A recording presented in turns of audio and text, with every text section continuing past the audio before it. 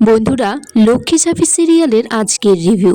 রনিত তো সরকার বাড়ির সবাইকে বলে দেয় যে সে রূপনারায়ণের ছেলে রনিত সরকার। সেটা শোনার পর কল্পনা সেখানে অজ্ঞান হয়ে পড়ে যায়।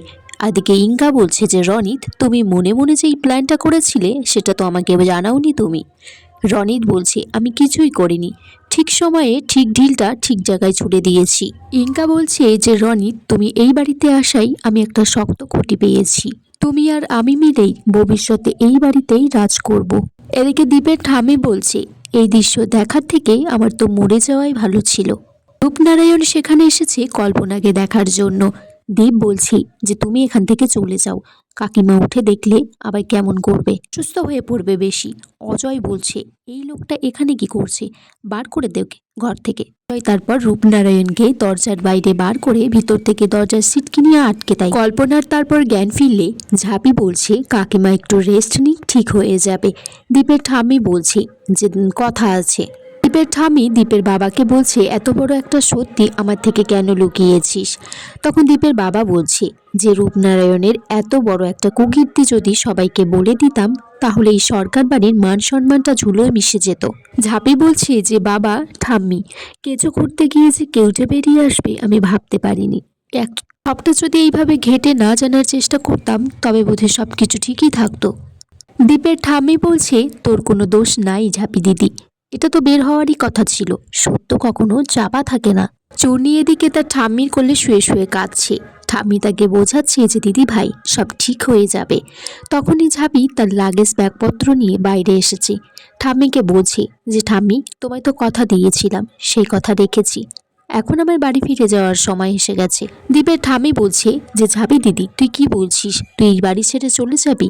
দীপ সেখানে এসেছে।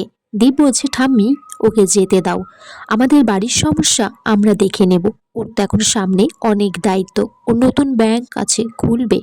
ঝাঁপি তার ঠাম্মিকে বলছি যে তোমার নাতি আছে তো, ও সবটা দেখে নেবে, বিপদের দিনে তোমরা আমাকে ঠাঁই দিয়েছো, এই ঋণ আমি কখনো ভুলবো না। এর পিসিমণি বলছে, ঝাঁপি তোর বাবা মাকে কোথায় রেখে এসেছিস। তখন ঝাঁপি বলছে, আমাদের বাড়ির মেরামতের কাজ প্রায় হয়ে এসেছে, বাবা মাকে পাঠিয়ে দিয়েছি, ওদেরকে বলাই হয়নি আমি আজকে যাচ্ছি। দীপকে তারপর ঝাঁপি ডাকছে সরকার বাবু বলে, বলছে এই কদিনে যে বাড়ি ভাড়া হয়েছে সেটা দীপের হাতে তুলে দিয়ে ঝাঁপি বাড়ি থেকে বেরিয়ে যায়। রনিতার ইঙ্কা বলছে যে এই বাড়িতে আমরাই রাজ করব। এদিকে রূপনারায়ণ কল্পনার ঘরে গেছে, তার পা ধরে ক্ষমা চাইছে। কল্পনা বলছে, আমার পাটা ছেড়ে দাও, তুমি যে এতটা নোংরা স্বভাবের একজন আমি কখনো ভাবিনি, ভেবেছিলাম রকচটা, আমাকে কখনো সম্মান করনি, স্ত্রী বলে আমাকে মেনেই নাওনি। তার মানে ঝাঁপি বলেছিল যে তোমার হোটেলে যাওয়ার কথাগুলো সেগুলো সব সত্যি ছিল, তুমি 30 বছর আগেও যেরকম ছিলে আজও সেই রকমই আছো। অজয় সেখানে এসেছে, বলছে তুমি এখানে কি করছো, মায়ের কাছে কি করছো, তুমি যে আমার বাবা আমি কিন্তু ভুলে যাব, এই ঘর থেকে বেরিয়ে যেতে বলছে। তখন বলছে যে আমি আমার মাকে অনেক অপমান করেছি আগে, কিন্তু আজকে বুঝতে পারছি আমি খুব ভুল করেছি। ঝাঁপি এদিকে অফিসে বসে কাঁদছে। তখন সেখানে ঋষভ এসেছে, বলছে যে ঝাঁপি তুই সরকার বাড়িতে ফিরে যা, তুই দীপের কাছে ফিরে যা, ভুল বোঝাবুঝি তো হতেই থাকে সম্পর্কে, সেটা মিটিয়ে নে। সব তারপর ঝাঁপির মাথায় বলছে হাত দিয়ে, বলছে আমি তো তোর বন্ধু, আমি তোর ভালোই চাই। সেখানে দীপ এসেছে, হঠাৎ করে দরজা খুলে দেখে যে ওরা দুজন আছে। বলছে আমি বোধহয় ভুল টাইমে চলে এসেছি। ঋষভ বলছে, দীপদা একদম ঠিক টাইমে এসেছো, তোমাকে সরকার বাড়ির কথা নিয়েই আমরা আলোচনা করছিলাম। ঝাঁপিকে বলছিলাম যে তোমার সাথে সম্পর্কটা ঠিক করে নিতে।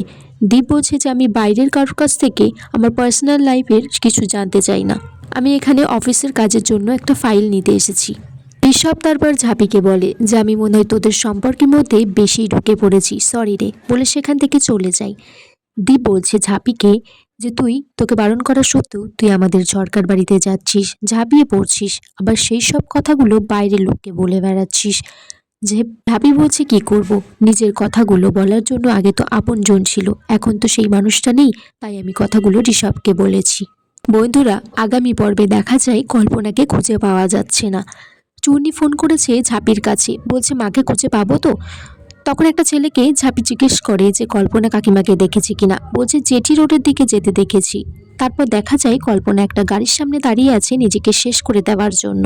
মানে আজকের পর্ব শেষ হয়ে যায় বন্ধুরা, তোমরা কমেন্টস করে জানিও কেমন লেগেছে আজকের পর্বটা।